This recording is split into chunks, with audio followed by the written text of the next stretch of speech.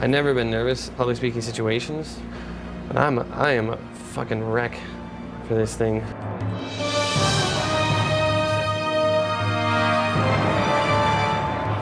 I'm going to basically be presenting the game playthrough and pray to God it doesn't crash. It'll be the largest I've ever seen this game projected, which just means any flaws are going to be like the size of a midget. All right, let's do this thing. It feels so much larger when you have a projected voice. Awesome. We are so completely set. It's crazy. I feel like one of those weekend seminar speakers. We loved God of War 2, but we're deaf now. As long as they love it. And that's really all that matters.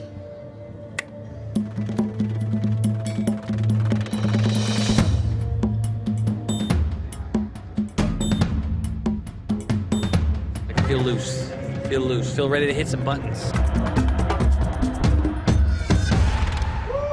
The gods of Olympus have abandoned me.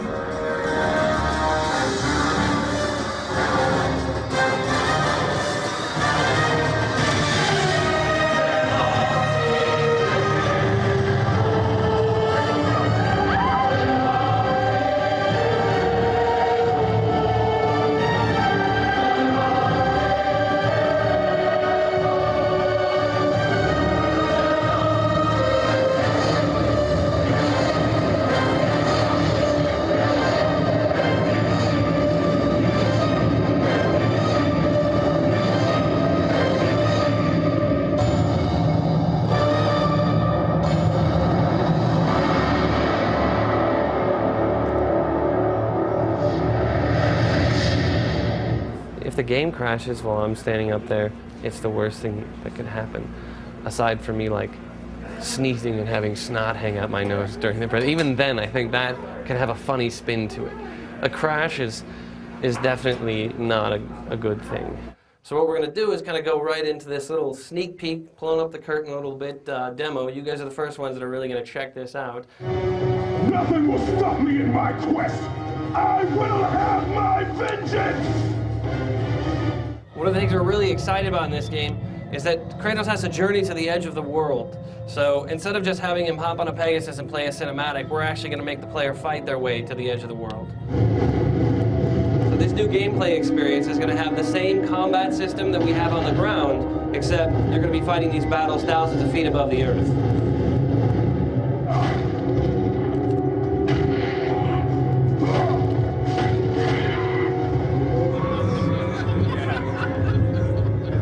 So that part of the game is actually not necessarily directly linking up to this next part of the game. We wanted to give you guys kind of a diverse experience.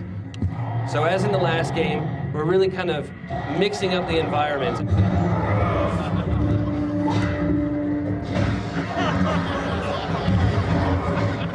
What we're doing in the second game is actually turning the pickups to more of an in-game acquisition. So every time you fight a Cyclops and you rip his eye out, you're actually going to be able to collect that and use that to get rewards.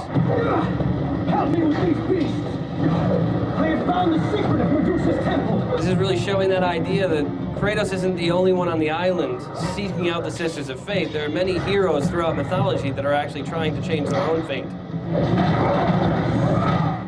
And the enemies that we're bringing back are not just going to be sort of the standard size, we're actually going to be bringing back some of the other larger sized enemies.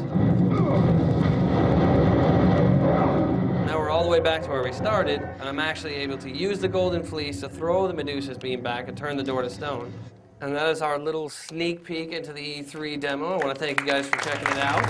To me, it's from the gut, you know, from the heart, that, yeah, it's going to measure up.